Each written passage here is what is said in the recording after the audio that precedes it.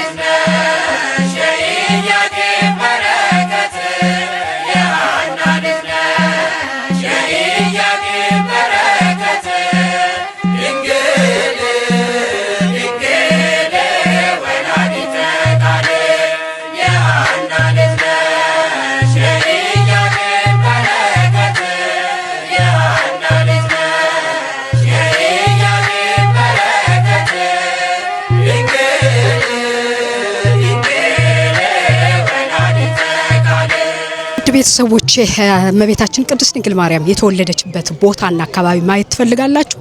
እንግዲህ አብራችሁኝ ከተጓዡ ሚዲያ ጋር ተጓዙ። አብረን እንጓዝ።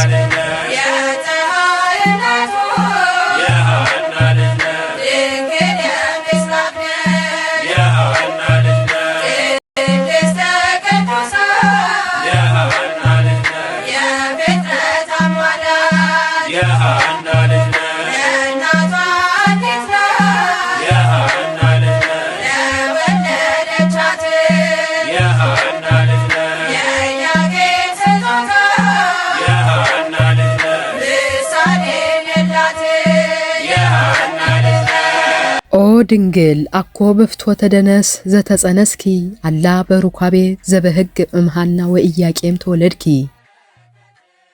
ድንግል ሆይ በፍትወተ ሥጋ ሳይሆን በንጽህናና ቅድስና ከሐናና ከኢያቄም ተወለድሽ እንጂ እንዳለ ቅዳሴ ማርያም።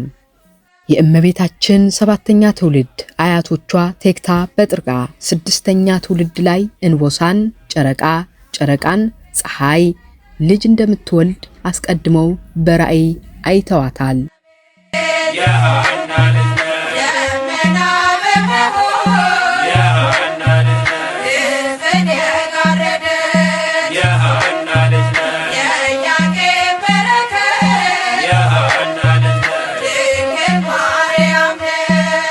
የእናታችን የቅድስት ድንግል ማርያም እናትና አባት ኢያቄም ወሐና በስዕለት ያገኙዋት ዳግሚት ሔዋን ዘመድ አዝማዶቻቸው ስለቀኑባቸው የሞቀ ቤታቸው ትተው በእግዚአብሔር መልአክ መሪነት አድባረ ሊባኖስ ከሚባል ተራራማ ቦታ በመሄድ ተወለደች።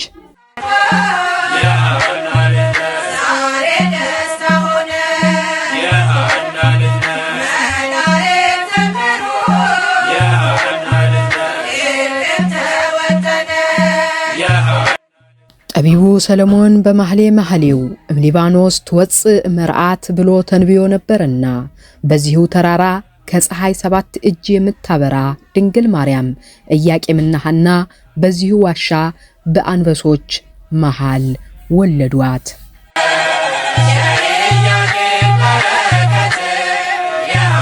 አድባረ ሊባኖስ በሰሜን እስራኤል የሚገኝ ተራራማና ጫካ የበዛበት ቦታ ነው።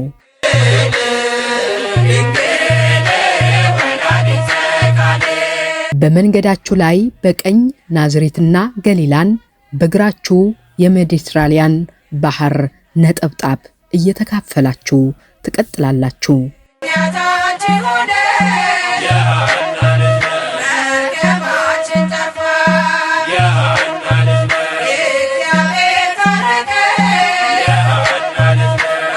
በመንገድ ዙሪያው ሁሉ ግብርና የሚበዛበት ዛፎችና ደኖች በብዛት የሚታይበት ሲሆን ድንግል ማርያም የተወለደችበት ቦታ ዋሻና እንዲሁም ቅዝቃዜ ይበዛበታል።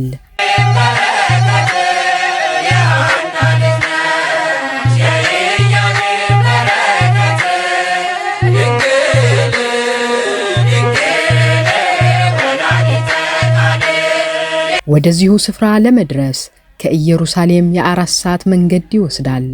መንገዱ አመችና ቀጥ ያለ በመሆኑ ሲጓዙ በተመስጦና በአንክሮ እየተጓዙ ግራ ቀኝ ያለውን ተፈጥሮ አይተው ሳይጠግቡ ወደ ተራራው ይደርሳሉ።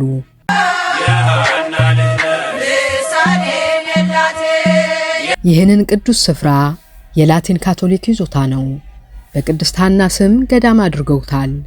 ዙሪያው ጸጥታ የሰፈነበት እርጋታን የሚፈልግ ስፍራ ነው።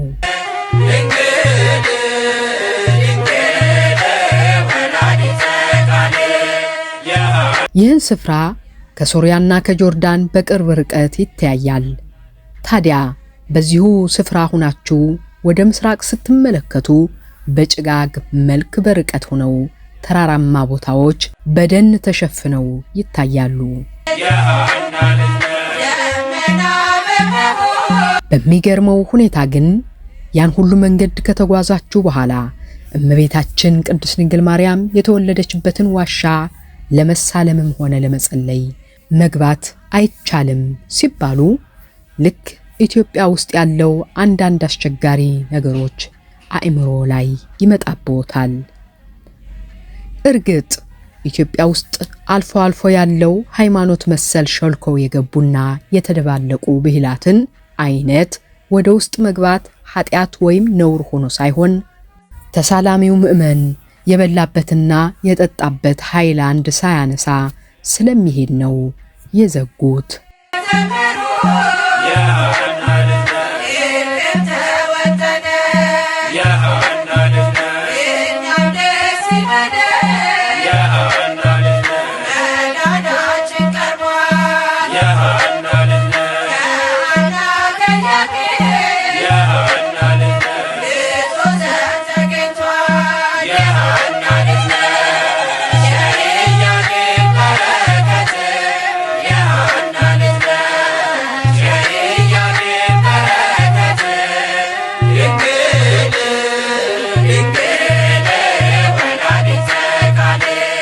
ይሁን እንጂ በየዓመቱ ግንቦት 1 ቀን ተሳላሚ ወደዚህ ቦታ መጥቶ በውጭ ጸልዮ ይመለሳል።